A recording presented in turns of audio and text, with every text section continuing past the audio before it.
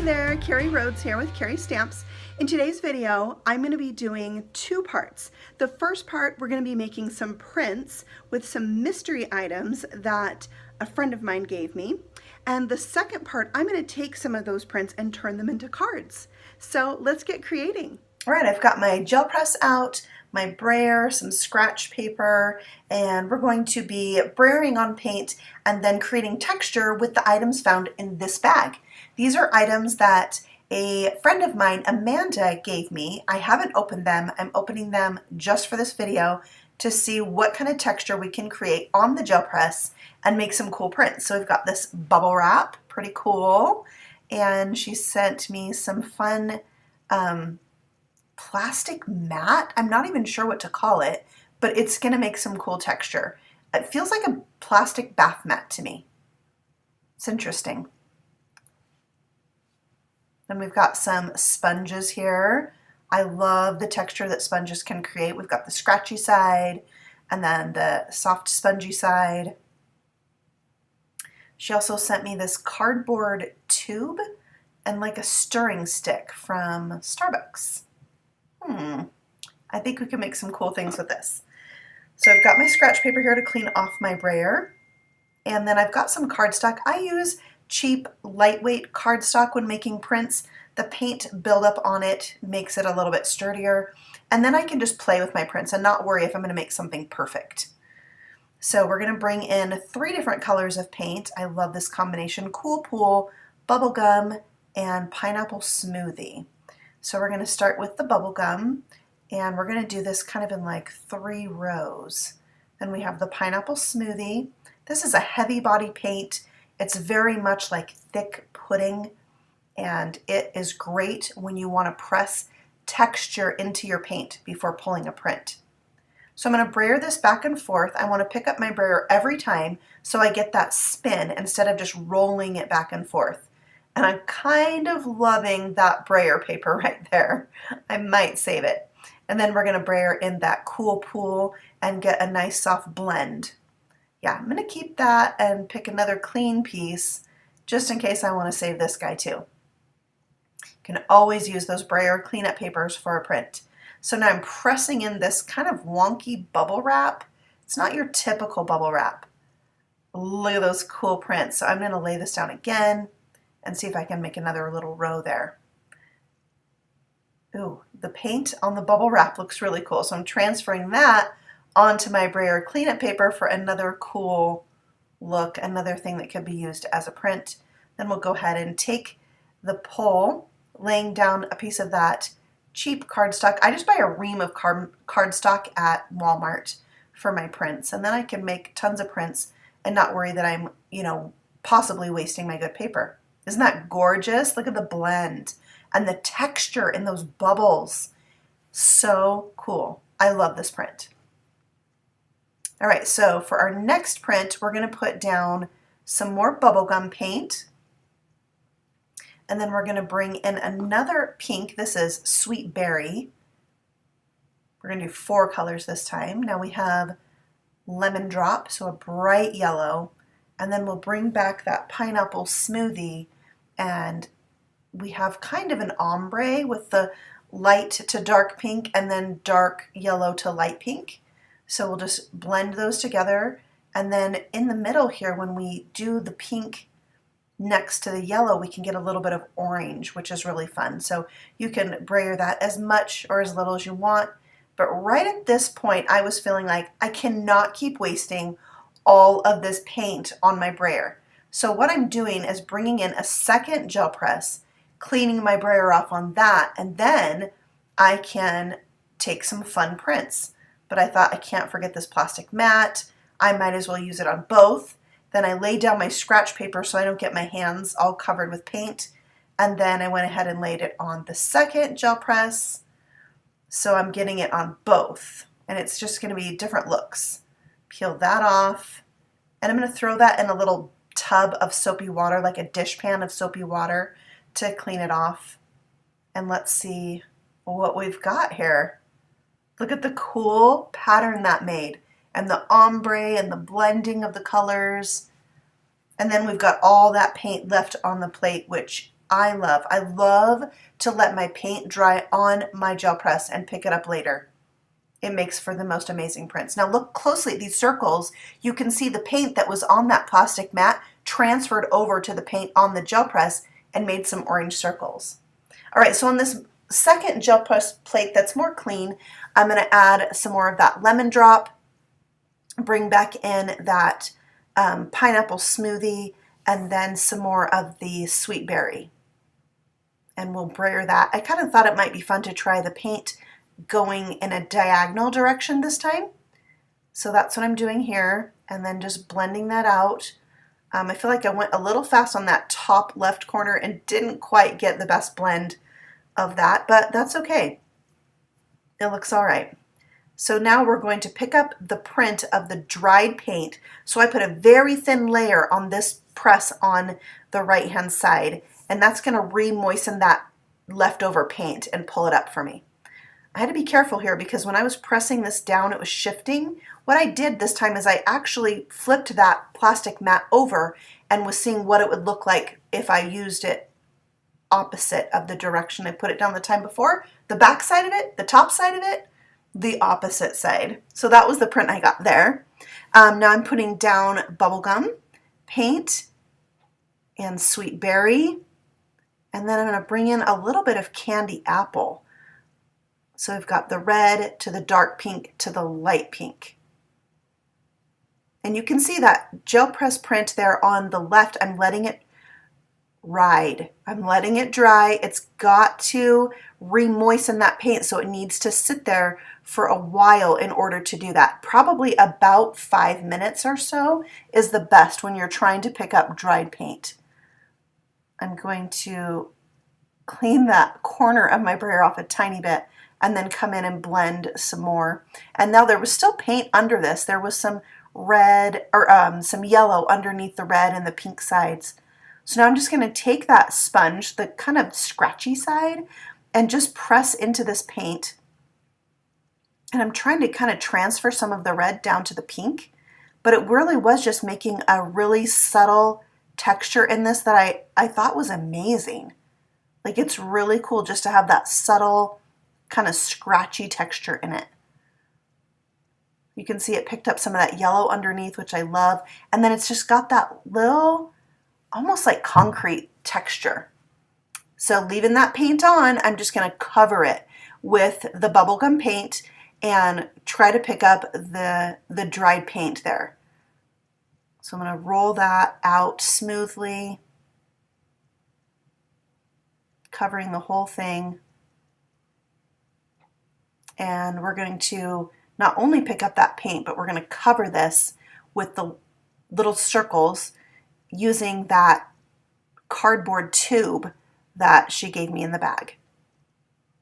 And you can see sometimes I'm kind of stamping it off on the scratch paper. When it has too much paint buildup on it, it won't remove paint. So that's why I was stamping it off a few times. So press that down. I like the scratch paper so I don't get too inky. And then we got some subtle circles. We did pick up some of the paint from before, but the golden thing we have left is what's still on that plate. And we're going to get yet another print from this. So this time, this is my favorite thing to do with dried paint, is put down a thin layer of white. And if we really let that paper sit, we're going to get an amazing print that should remove most of the dried paint on the gel press. So again, we're going to lay down a piece of white cardstock, and we'll come back to that in a while. We're going to let that sit for 5-ish minutes, but I think we can probably check out this gel press now. Let's see what we've got going on. You know it's ready if it feels like the cold paint has warmed up a little bit. So if you touch it and it feels really cool, it's not ready to pull off. You want to wait for that kind of cool sensation to go away. And then look at that. Picked up most of that dried paint, and we've got some amazing color variation in there. All right, so let's do a new color combination. We're going to do some yellows. So this is the lemon drop. We'll bring back in the pineapple smoothie. So we're going from light or dark to light, and then my favorite color, Cool Pool. So when we blend this out, we're gonna, find a little bit of green is gonna happen between that blue and yellow, which is amazing. Clean that off. So we get some nice blue here and hopefully a little bit of green in the blending. So for this last print, we're gonna bring in the last thing from the surprise bag, which happens to be that Starbucks stirring stick. So I'm gonna use that as a little tool to create almost like a plaid pattern, and I'm not really worrying if I'm getting straight lines or if they're wavy, because then I might drive myself crazy. Like, there's really no way on a slippery gel press covered with slippery paint to get really straight lines. Well, at least not for me. So I just went with it. I just made it very organic, and I thought it turned out pretty cool. So we'll lay the paper on there and we'll pick up a really cool print from that. That is going to be fun for making cards. And look, there's still more we can pick up. I love that. So we'll save that print, let it dry. But look here, when you're going to use your prints for your cards, feel free to use a rectangle die and maybe cut out a portion that you love on these. But we did get some amazing prints today from the cool things in the surprise bag that Amanda gave me, and I am going to have fun making cards with these, which is coming up next, by the way. I'm going to be making 4 cards. I won't use all the prints, but I am using 4 different prints for you, so it's going to be cool. I love the texture in this one. Really fun. You can use that bright corner, you can use the subtle corner. That one was with the little tube. Here's with the plastic mat, but the reverse side of it, and you can see little squares. This one that transferred the color of the circles. So awesome. All right, here's the last one we just did that kind of has that plaid pattern in it, and then you can see where it blended and made a little bit of green there. So cool. All right, so that one is, I think, ready. Let's peek. Yeah, it has done its thing, so let's pull this off. It's really hard to pull off when you've let it sit for a while and it's picking up all the paint. But this one is amazing. One of my favorite prints. It picked up even that little bit of black ink I have on my plate, which I think is fabulous. So let's go ahead and cover this with white paint now that it's dry, and we're going to pick up most of the paint that's here and get another really cool, a more subtle print, but we're going to clean that off. I mean, why waste it? It's an amazing pattern there. So again, when you're picking up dry paint, you want a thin layer of paint, not a thick layer, and then you just need to give it time. You got to be patient. You kind of have to walk away and go do something else. So if you get too much paint, clean your brayer off on your scratch paper and roll it over that paint again to remove some. And here's the print that I pulled after about 5 minutes. All right, so when making your cards, you can cut your piece of cardstock into fourths and then use that for a card front. So there's the one I'm going to use for today. And here you can see that other print I cut in fourths, and I'm going to use that one for today. Or you can use your die. So take your rectangle dies. I got the largest one, and it makes a really good card front size. So about 5 1/4 by 4 inches. And here I use the die as well, which is kind of silly because it's right in the corner, but it cut out that card front for me perfectly. So this is the first card we're going to do with that plaid-like background, and let's just get into it and I'll show you how I made it. So to begin with, I'm going to use this Pop of Color stamp set. It has 4 amazing sentiments in it, all having to do with color. So I'm going to use each of those stamps on today's cards. Stamping color outside the lines on my brud tag die. I'm inking up the bottom half of the stamp with Pineapple Smoothie and the top of the stamp with Cool Pool, which happened to be the colors of paint I used on that card. And where they meet in the middle, I got a little touch of green. So I love that I can match my paint to my inks from Fun Stamper's Journey. So this is going to get glued down to another base piece because remember I used that inexpensive cardstock, so I like being able to glue it down to something, especially if I want to pop it up off of my card base, which I am going to do. So then we're going to just kind of let that adhere to that base. And then this is going to be my card base here, Cool Pool, which is a top folding card, so 4 1/4 by 11 inches.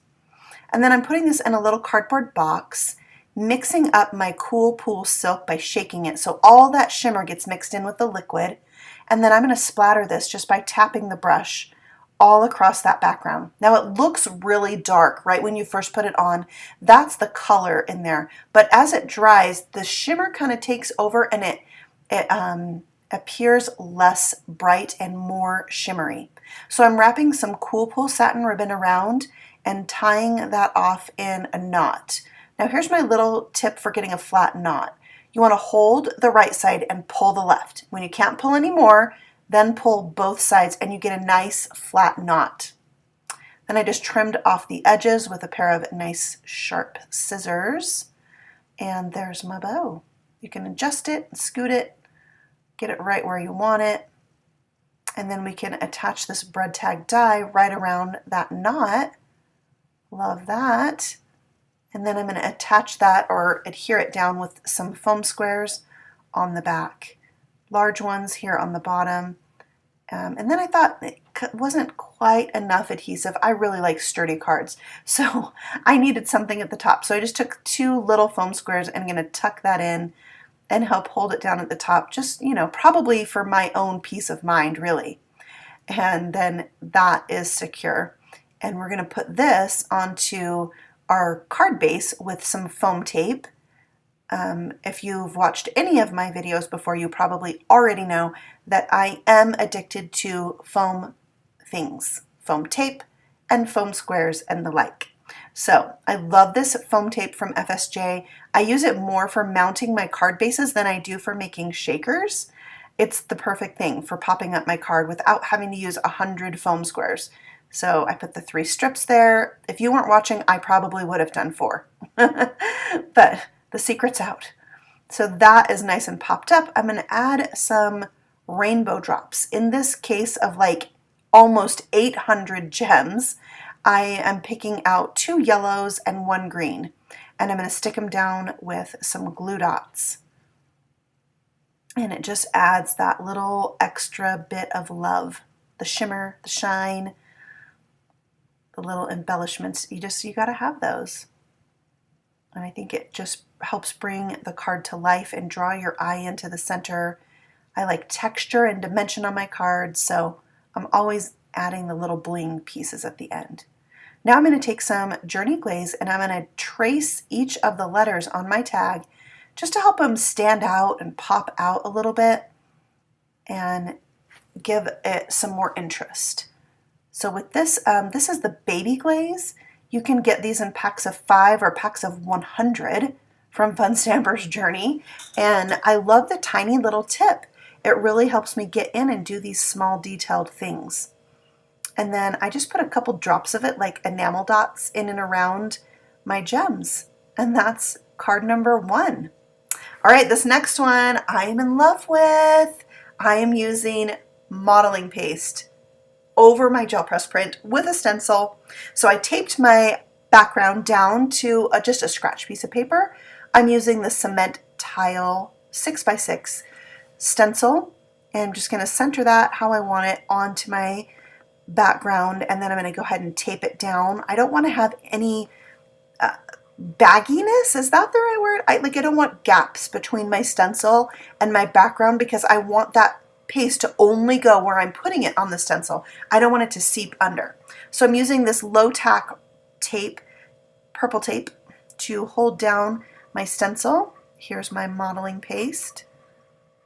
And then I'll bring in my offset spatula and spread it on like frosting. It's so there's so much satisfaction in putting this modeling paste on over a stencil. If you haven't done it, you really have to try it. It's just yummy, like frosting, for real. I love it. So you just want to smear it out, kind of spread a thin layer. You know, a thick layer is going to take a long time to dry. This thinner layer is going to dry a little bit quicker for you. And you know, when you're in the groove and you've got your mojo going, it's really hard to wait for things to dry. So just smooth it out. Maybe you like a little bit rougher texture, and you could totally do that. You could make a bumpy, rough texture that wasn't smooth and get more of kind of a vintage look. You could totally do that. Make sure you cover up your modeling paste really well when you're done with it, or it'll dry out hard and you'll never be able to use it again. The next thing you want to make sure and do is clean off your tools. So baby wipe off that spatula, and then I just took my stencil right to the sink and washed it off. And you just got to leave that pretty beautiful background there to dry. Like I said, I just went away and did something else, and I came back to it. I'm not sure how much time had passed, 30 minutes maybe? Yeah, so it's gorgeous. I'm going to take this tape off of the back that had it held down to my paper, and we're going to mount this to a piece of Tangerine Fusion cardstock just so I have a little border across the top and across the bottom. Sometimes you have to scratch off any of the modeling paste that might be on the edge. All right, so we're going to glue that down. Again, it's just going to have a border at the top and the bottom for this card, not on all four sides. And I like having the glue so I can reposition it and make sure it's, you know, centered between the top and the bottom. It's flush with the edges. It gives me that ability to scoot it. Now for this one, I'm using Peaches and Cream silk. Kind of seems weird. It's like a pastel color, but I found that when this silk dries, it actually looks like rose gold, which made me so happy. So it looks dark just like the last one, but when it dries, it has that shimmer that comes through and it looks like rose gold. So if you love rose gold, you got to consider the Peaches and Cream silk. All right, I die cut this label from the Special Day tag set, and I'm going to stamp it with another of those sentiments from the Color Me Happy stamp set. I believe that's the name of it. And I really wanted to use my stamp positioning tool because you can see it's a tight squeeze there, and I could really feel less stress if I used this tool to stamp it. So I'm going to ink it up with clear pigment ink, and then, oh, I had a little something there, press it down, and then I'm going to go ahead and ink it again just because I can't really see the ink, so I thought, oh, I just will feel better if I stamp it 2 times.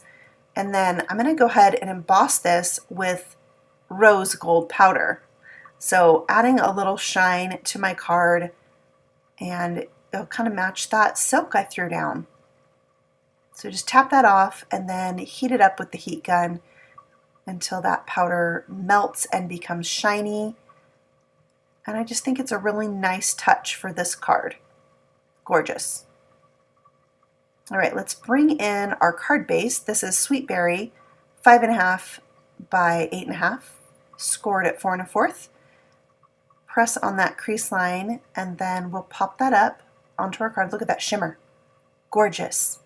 So I'm going to use, yep, foam mounting tape and stick that onto my card base. Oh, it's very sticky, so be careful there. And remove those backs. You're going to make sure and press it down really well before you peel off the backs. And then they'll peel off a little bit easier.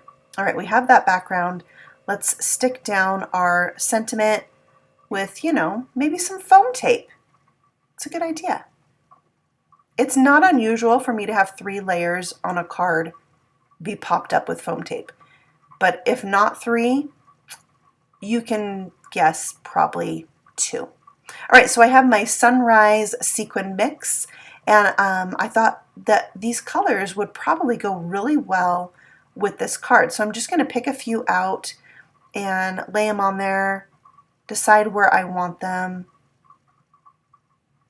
It just adds that, you know, extra special touch of bling. These, for some reason, are extremely staticky.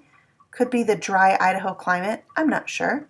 But I'm going to stick these down with my Journey Glaze that I used on the last card. It's an amazing clear glue that has a really strong bond. So I'm using that same glaze to put down my sequins and kind of dress up my card. Like that. So that is card number 2. All done, and I just love that modeling paste background over the gel press print. with the silk, like so many layers. It just has a unique look. It's gorgeous. All right, card number 3 uses one of the prints that we did using the mat, the like bath mat. Yeah, I'm going to take this Sun Ray die and I'm going to use it to emboss. So I'm going to tape my background to it. I'm going to use my tan embossing mat with the blade side up and then my green embossing plate, run that through my die machine, and it presses the pattern of that die into the paper without cutting it. That's super cool. And you can see it really presses it in, but it did not cut it in any of the spots. Another die from the Special Day tag die set. And this time we're going to use Be a Pop of Color in a Black and White World. So we might as well emboss that with black, right? So we're going to ink it up with clear pigment ink really well and press that down. The tag I already treated with my anti-static powder so that the powder is only going to stick to my stamped image. That's really important to me. Then we're going to pour on the black powder, tap off the excess, check it to make sure we have no strays, and then heat set it, melt that powder with the heat gun. It's always a good idea. Every time you want to preheat your gun. Once you know you're going to emboss and you're starting to stamp, go ahead and turn it on. Let it heat up. It's really helpful. Okay, right here we're going to make a triple bow. So to make a triple bow, you're wrapping the twine around your fingers 3 times in a figure 8. Then you're going to trim off from your spool, just trim it off. And then you're going to take that end and put it between your 2 fingers. So go over the bow you made and tuck it between your 2 fingers. Take the end and put it through the loop you created. Oh, I dropped it. Let's try that again. Put the end through the loop you just created and pull it tight. So you can go back and pause and rewind that if you want to see, but it's just a series of figure 8s and then tying the end around it. I have to adjust mine because I always get one side bigger than the other. And then we will go ahead and stick that to the top of our tag. I'm going to use a glue dot so it will hold it pretty securely right on that knot. We'll trim off the ends. And I really feel like that just added the something special that needed. And then I'm going to bring in, silks. I've got citrus, cooler, and sour lemon, I believe. So we'll put those 2 colors on there, always remembering to shake them up first and then splatter them because you want the shimmer. The shimmer makes it. So these 2 colors look really good on top of this colorful background with the sun. Like, it turned out better than I could have hoped. All right, we're going to cover this baby with foam squares. Yeah, I know, excessive. And then I have a deco foil strip here. It's a black and white, or it's black on clear tape. It's not quite washi tape, but it's clear. It's really cool. Trim off those edges. And then we can go ahead and start assembling this. I figured since the back of this was so textured, I would go ahead and stick it down with some white liner tape. And then it's going to go on a base, a layer before it goes onto the card base itself. So that's why I didn't do foam squares or foam tape here. I'm just using my bloom tool to lift up those backing pieces that can be sometimes tricky. All right, so that gets popped up. Boom, beautiful. This is going on a white top folding note card. And yeah, let's do some foam tape. Oh, see, I did 4. I thought maybe you weren't looking. There we go. There is card number 3. But I think I saved my favorite for last. This print was originally from that, kind of weird bubble wrap. It didn't have too much going on once I cut it out. So I brought in this piece of cardstock that I actually ran through my Silhouette electronic die cutting machine to die cut a bunch of circles. And I thought I would save it to use as a stencil someday, which happened to be today. So what I'm going to do is stencil on clear pigment ink. So no color whatsoever, just clear ink, which is going to give me the opportunity to emboss those circles. So it's going to have a subtle look because I'm actually going to use clear embossing powder for this, which means that that background is really going to shine through. Now, what I noticed when I inked this up is this really started to take on the look of rainbow, which I do love all things rainbow. So I was really excited with how this turned out. So just running low on my clear powder. I'm going to have to get some more. But I was able to use my spoon and come in and cover each of those dots so that I could go ahead and emboss the background. You got to go to Baskin-Robbins to get these special spoons, you know. So you see here that I am embossing this by holding it down with my bloom tool, and it's on top of my glass mat by Tim Holtz and Tonic, and the glass mat is actually tempered, so it is okay to use while you're embossing. I think that's a bonus. It's totally fabulous. Look at how cool the background is looking. Those dots really show up quite nice. All right, so there we have it. Let's clear off any powder, and then we can silk it. This time I'm using bubble gum. If you get the bubble gum silk, you're probably going to be surprised at how bright it is because bubble gum is kind of a light color. But again, it's really just the pigment in there, and when that pigment dries, you're left with some more subtle shimmer, and you'll really like it in the end. So I'm going to stamp on a bubblegum circle with my last saying from this stamp set, and it says, "You color my world." It's very cute. So I'm going to center that up on my circle, and I thought it would be cool to use the stamp positioning tool for peace of mind. So I'm treating that with my anti-static bag first, and then inking this up with clear pigment ink. And this time I'm going to be embossing this with white powder, so it really kind of sticks out and will kind of mimic some of the white circles created by the bubble wrap in my background paper. Nice. And then you can see it turns bright white once you heat that up. Love it. So I'm going to mount that onto a larger circle of vellum with, you know, a couple foam squares. But at this point I realized I want those letters in my sentiment to pop out. So I just took a pink marker. This is my Zig marker. I believe it is light pink. I just colored over those letters a couple times to really make them stand out. Then we'll go ahead and glue this background down now that the silk is dry onto a piece of pineapple smoothie cardstock. So it's got a band of color all the way around. And then my card base this time is Cool Pool. Love this color so much. All right, let's go ahead and pop it up. It's kind of a theme with these cards. So pop it up there, and then we can add, some more foam squares. I decided it'd be easier to do big ones on this circle, and that's going to go right about the middle of my card. And then I'm going to bring in some really fun embellishments. This pack, I love it, is called All the Things.